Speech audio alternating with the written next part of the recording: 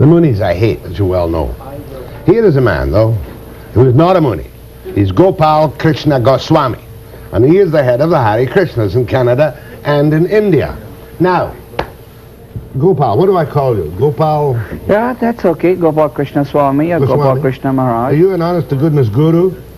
Yes, a guru means one who gives spiritual guidance. So that is my business, to give spiritual guidance to society. I see. And you really, all the Krishnas are really cop-outs. You take no part in the practical life of the country. You merely go around dressed in your saffron robes, chanting and selling things. I would like to say that the people like you are cop-outs. In other words, the natural position of the living entity is to serve God. So when one doesn't serve God, he becomes a cop-out. I see. In fact, I think we're looking at things the other way around. I thought that Krishna consciousness came from India. Are all your followers in Western Canada non-Indians? I would say 99%. But any time I meet them now, I would say 99% of our congregation around the world outside India consists of people from that part of the world. I kind of like you. You're a nice guy. You're only 37. But every time I meet any of your followers, such as the two you have with you this morning, they all seem rather glazed and brainwashed. Is Hare Krishna a method of brainwashing people into abject serfdom and slavery? Actually, I'd like to correct your understanding.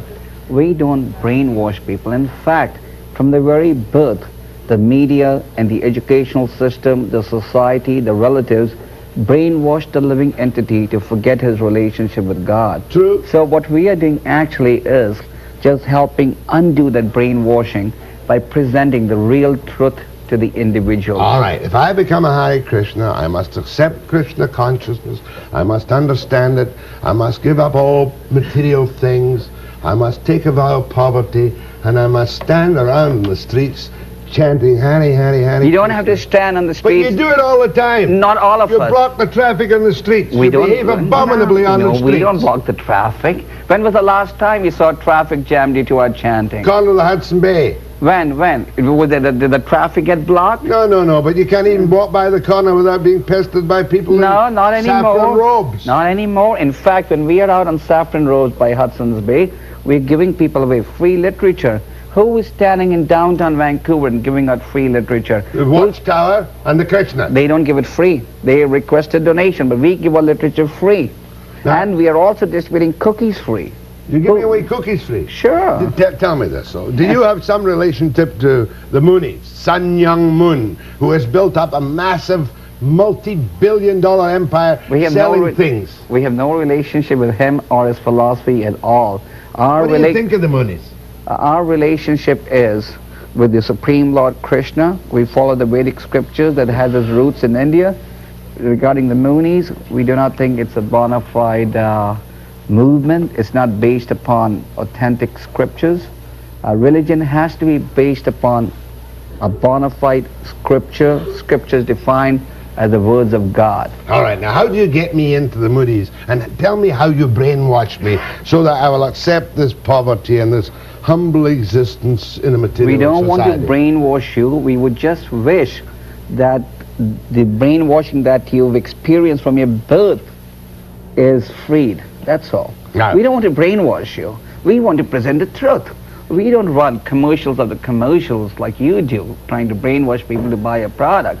We are just humbly begging people to understand the real reality. That's another thing. You beg on the streets. You beg at the airports. I've seen you begging and begging and begging. When did you see us last begging on the streets? In the last few years, I must have approached a dozen times. You have the Vancouver Sun article in front of you. But I don't believe what I read in the Vancouver Sun. Okay, fine. You tell me. Okay. Have you stopped begging on the streets? Yes, we have. Finished? Yes, we have. Do you sell pamphlets on the streets? No, we don't. We give away pamphlets now because our sources of deriving income now have improved. We have a very wide congregation that gives us donations.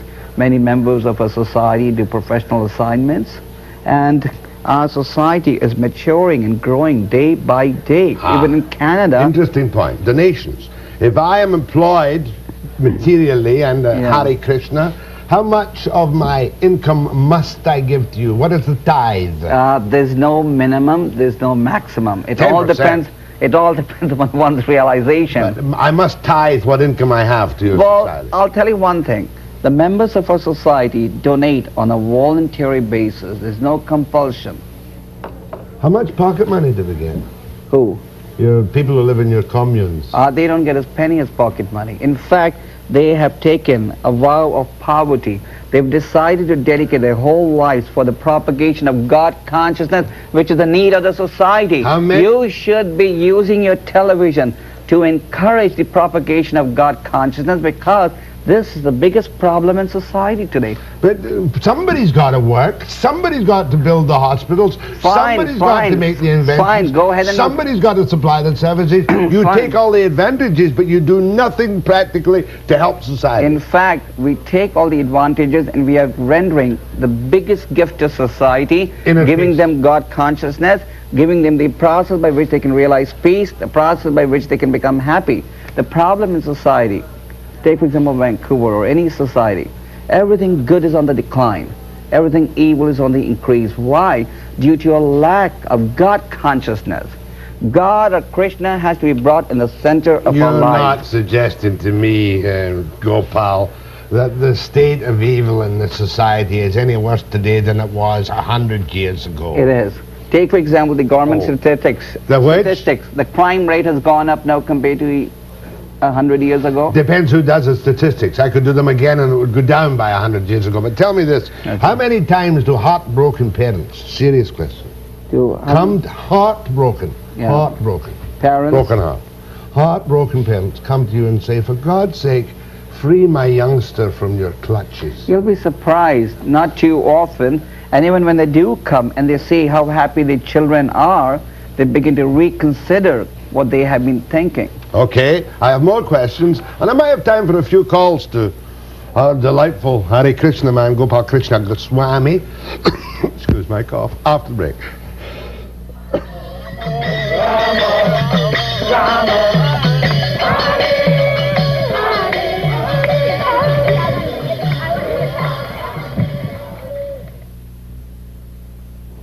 All that my friend Gopalkrishna Goswami wants to talk about is philosophy, but I want to talk about practical things. Do you ban drugs? Completely. Do you ban all premarital sex? Yes, we do. Do you eat meat? No. You regard women as inferior to men? Not at all. I'm surprised why the media keeps bringing up this point again and again. The women have a role to play, the men have a role to play, the children have a role to play, and they're all playing their respective roles, just like within your TV station.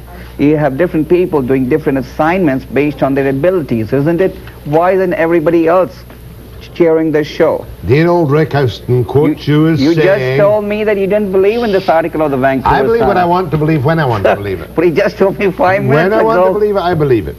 You say women are intellectually inferior because their brains weigh less? We believe this has been misrepresented. You don't say that. No, I said something different.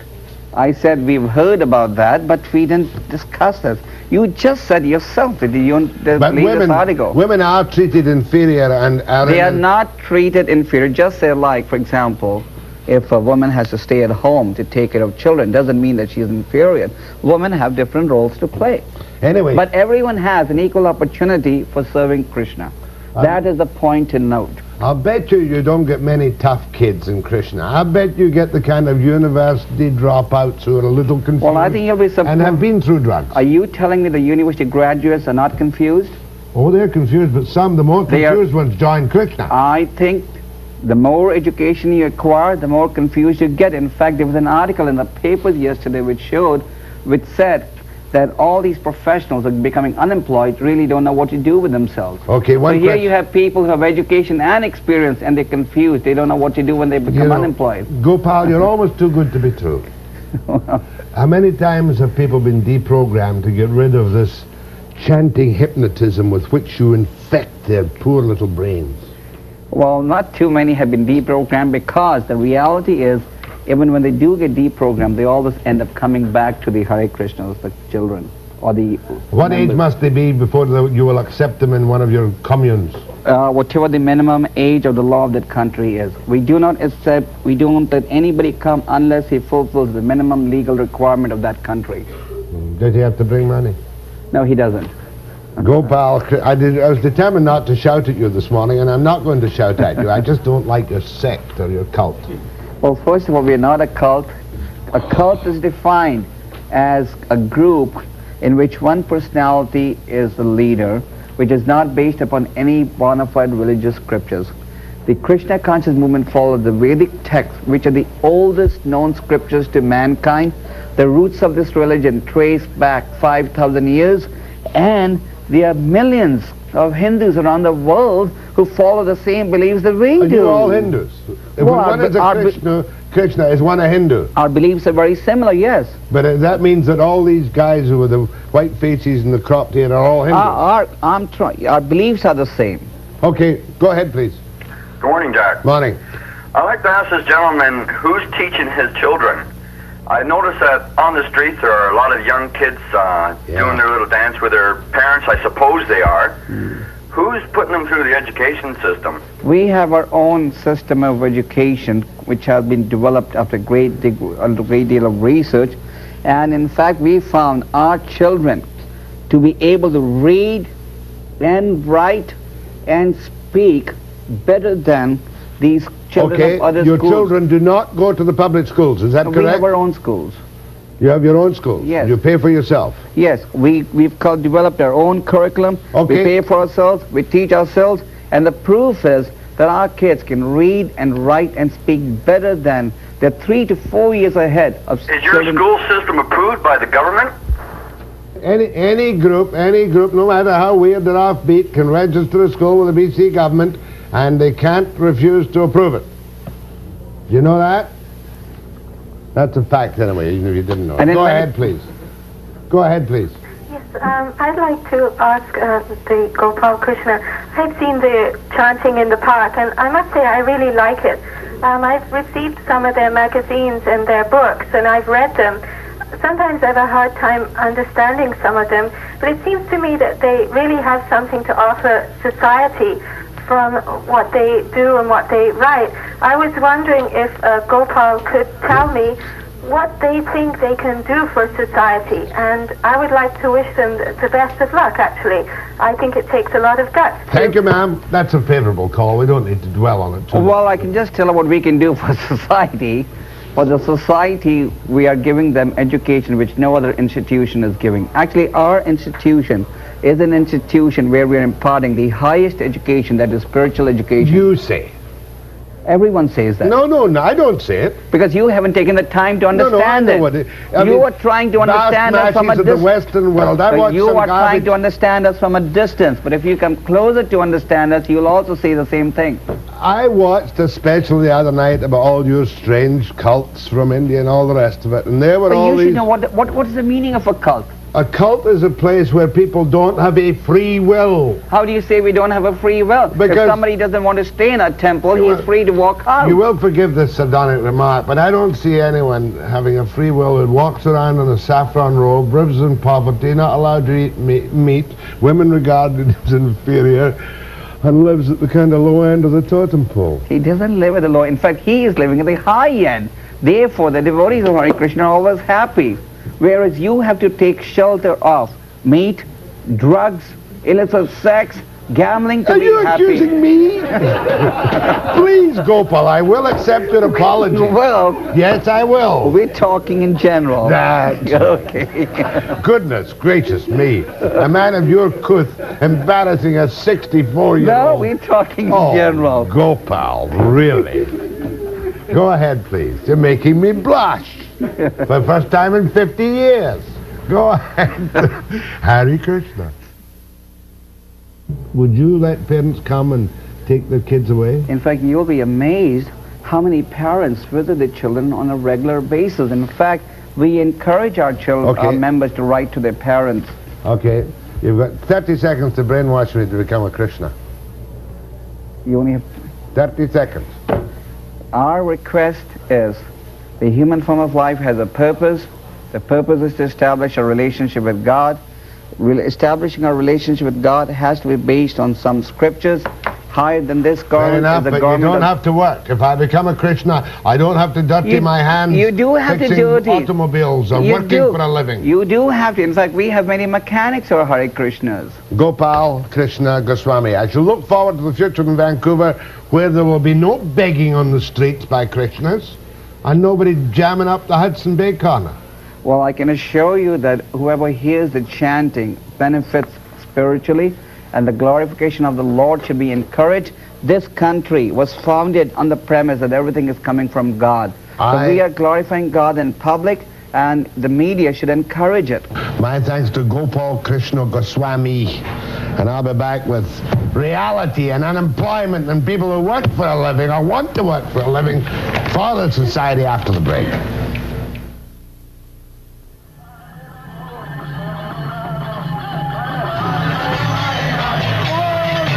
With their incessant chanting, shaved heads, and saffron robes, the Hare Krishna followers were once an unmistakable presence on the streets of downtown Vancouver. They aroused our interest, and often our anger. But that was more than a decade ago. What has happened to the Krishna movement in the meantime? To help explain this group and its current role in the community, we have Gopal Krishna Goswami, head of the Canadian arm of the International Society for Krishna Consciousness, and some of its followers. Bob? Hello and welcome. Welcome to the Vancouver show. And is it Happy New Year for you folks to you? You can say Hare Krishna. That includes everything. Hare Krishna includes everything. Yeah. But are you operate on the same calendar? Yeah, we do. So it is New Year's. It is. And do you mark the time in years? Well, we have to keep track of the time and years, naturally. So you begin a new year. Would you commonly begin a new year as other people would, with resolutions or ideas for change, for improvement? Yes, we do. And our resolutions are always to improve our commitment to propagating God consciousness. Propagating? Yeah. Propagating and practicing. Now there's a difference, isn't there, between... Yeah. So the practice is evident in your appearance and in the life that you live, but how has the propagation of God consciousness changed in the past few years? Don't see you on the street anymore. Well, we do. We are on the streets.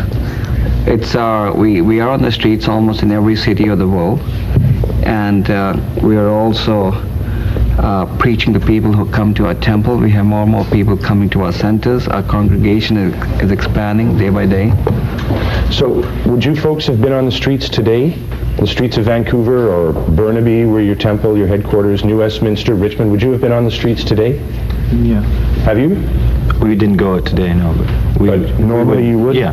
Normally we'd go out on a day like this. Where would you go? We frequent different areas of the city. The most popular is right downtown, Georgia and Granville. And when you go there, what is your, may I ask the gentleman beside you, what is your motive for going there? Why are you there? Well, to glorify God and to attract others to the glorification of God. Is that the motive? Yes, it certainly is. How do you attract people? We attract people by chanting the Lord's holy names. Which is the chant we're all familiar with. That's correct. You certainly have familiarized the Western world with your chant. Is that from repetition, from appearing, sir, in public all the time? Well, naturally, just like you have commercials on the TV, the more you repeat a commercial, the more the consumer becomes aware of the product you're featuring. So the more we chant, the more often people hear it, the greater interest they take in it, the more they read our literature, the more they come to our centers. Day by day, we're opening more and more centers around the world. We have over 200 centers around the world today.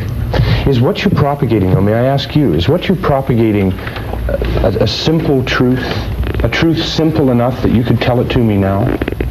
God consciousness? Yes. God consciousness is dormant within everyone's heart. The chanting of Hare Krishna awakens that God consciousness that's within the heart of every living being. So it is there, it's within me, yes, but dormant within me.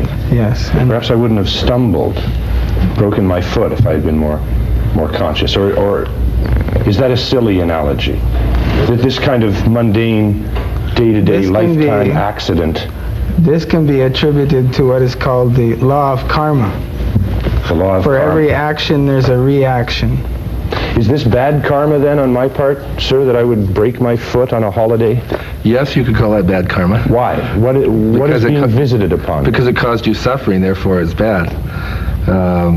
We would understand that it could be a reaction to something that you did in a previous lifetime, or in this lifetime. Maybe you kicked someone and you got a reaction for your foot. I see. Yeah. But we would also see it in this way. We would also see that it would remind us, actually last year, just about this time, I did something similar to my knee, so I can sympathize with you. But it would remind us that this material body has a great capacity for suffering, and it would remind us that we should concentrate on spiritual activities and hoping to, when we, at the time of death, get a spiritual body which isn't subject to breaking the foot. Purely spiritual activity then in this life, in the physical. Then should one attempt to detach one's consciousness from the body? One should attach his consciousness with God. One must understand the purpose of human life. One must recognize that everything is coming from God, and human life has a purpose, and the purpose of human life is to serve Lord. Now this doesn't mean that you have to withdraw to the forest or the mountains. One can live in the city and still glorify God, as the members of a society are. We have members in all walks of life. We have professionals, and we have monks who do full-time propagation. Are you folks then monks? Is it important to shave your head, to wear a saffron robe? We have many people who have hair. In fact, there's one of our members sitting in the corner over there. He's a part of a congregation. He has hair. Only those who dedicate themselves to full-time propagation shave their heads. Why did you choose the full-time propagation? I chose the full-time in Krishna consciousness because it became more fulfilling. The whole idea is to dedicate one's life as much as possible, but if one can dedicate one's life fully to propagating Krishna consciousness, then that is very nice. We look at it as the highest welfare activity. As we have learned about Krishna consciousness, we practice it, and we try and inform everyone else. The highest, you said highest welfare activity. Is there humor in your day-to-day life, sir? Yes. There is? You laugh? Yes. Do you children laugh every day? In fact, we start laughing at 4:30 in the morning. Most of the people are still sleeping. 4:30 in the morning? Our members get up at 3:30, and before they're ready, and they're smiling, and they're laughing, and by 4:30 they even start dancing. Something that you can't even imagine. I got up at 4:30 in the morning for many years to do a morning radio program, and to be honest, when I stopped doing that and started working in an evening television program, physically I felt better.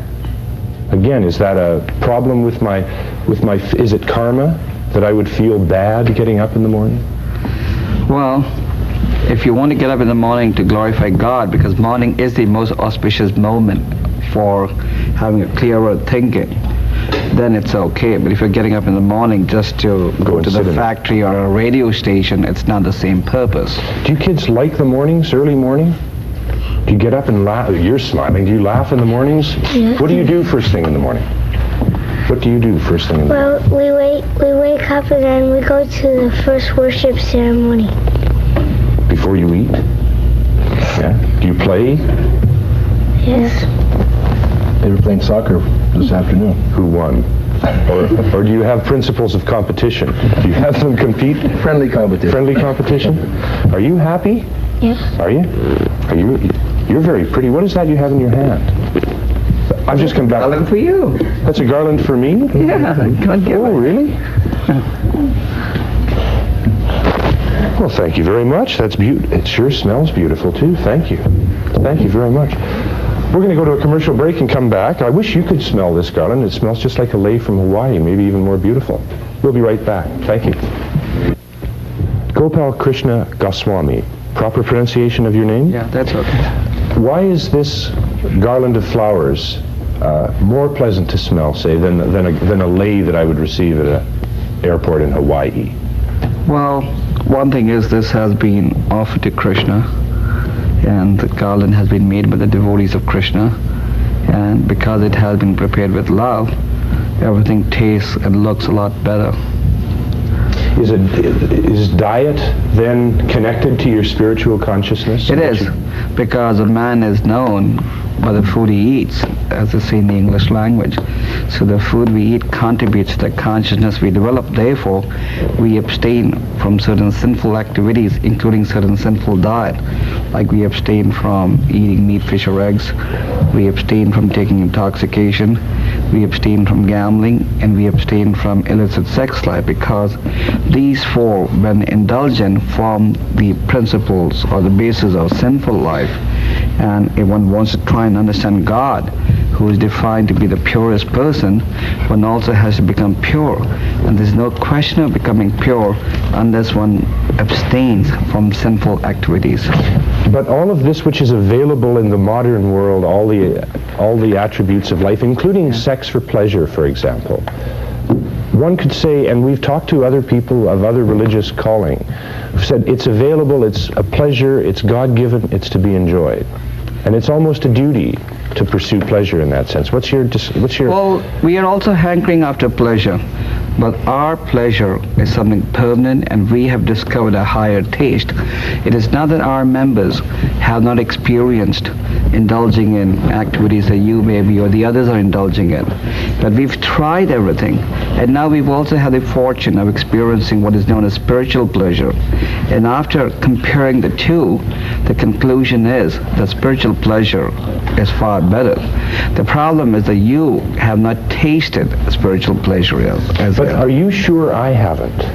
Well, majority of the people have it. Therefore, they say that material pleasure is higher than spiritual pleasure.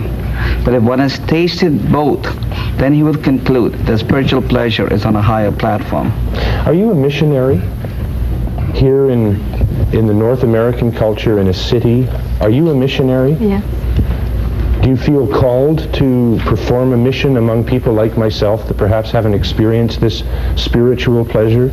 Of course, when you have something that's very beautiful or something that you treasure, then automatically you want to share it with someone. If you cook a meal, it's much more fun to share it with someone than to eat it yourself. God consciousness gives such a pleasure, and you derive such satisfaction. And like Gopalkrishna was saying, we've all experienced so many different pleasures, drinking pleasure, sex pleasure, drug pleasure, but still we gave it up because we wanted the highest taste, and the highest taste is Krishna consciousness. I understand, though, that one of the teachings of Krishna consciousness is an inequality between men and women. Is that true? If you see people as men and women, there'll always be inequalities. There's inequalities between animals and humans, but still the soul is pure, and there's a difference between the soul and the body. My soul is the same as, I have a spirit soul, you have a spirit soul. I have a woman body, you have a man body. As long as we're entrapped in these bodies, then we'll never achieve real God realization. But real liberation means understanding we're a spirit soul. Are you a novitiate in this religion? Not yet. You're studying it to enter? Well, I'm attracted very strongly, so I do the best that I can with what I have now. Were you aware 10 years ago of... Yes. What changed your mind now to attract you? It's always been there, but I'm just slow. You've always been interested? Yes. Fascinated? Yes. Had you been to a feast, accepted an invitation to the temple before? Not until this summer's Rath Yatra festival, which is really something beautiful that the Krishna people do for the city of Vancouver. The Festival of the Chariots. Yes. Did you attend it last year? I saw it, yes. I don't know if I would say I attended it. I stand back like probably most people in this culture and watch in wonderment often. Sometimes there was antagonism. Has that changed, have you found? It has. We can see day by day people are appreciating this movement. It's just a question of taking the time to understand it. Is it an appreciation or a tolerance and an acceptance? I would say appreciation and also tolerance. More and more people are appreciating it, more and more people are tolerating it, less and less people are fault-finding or criticizing. Do you give over all of your personal life, your belongings, your material, your income if you live outside? It's on a voluntary basis. If somebody wants to, he can. If he doesn't want to, he doesn't have to. How many people drop out? I would say very small. The percentage of people dropping out is very small. About in the first year, most people drop out in the first year who are going to drop out. Would that be your experience? Yes. After an initial period of, say, a year, then people usually have decided whether they like it or they can perform the austerity that's involved, and they usually stay after that. Perform the austerity. It's a dedication. It's a monkish or an ascetic type of dedication, commitment. Requires a commitment. Are you young people committed? That's a silly question because I'm sure you are. You are, aren't you? Are you? What is your commitment? What is it to? I like Krishna consciousness. Do you go to school at the temple? Yes. Were you playing soccer today? No. Oh, do the girls play soccer as well? No? No. What do you... Those look like deep-fried something, but they're not, I bet. Yeah. What are you holding in your laps? Well, they're called samosas. They're Indian preparation. Samosas? Yeah. You know what I'd like you to do now as we go to a commercial break? We're going to have some music after this commercial break, electric music. But I would like it if you would chant for us. Most people are familiar with your chant. Would you chant for us to a commercial break? Thank you all very much for being here. Happy New Year to you. Thank you.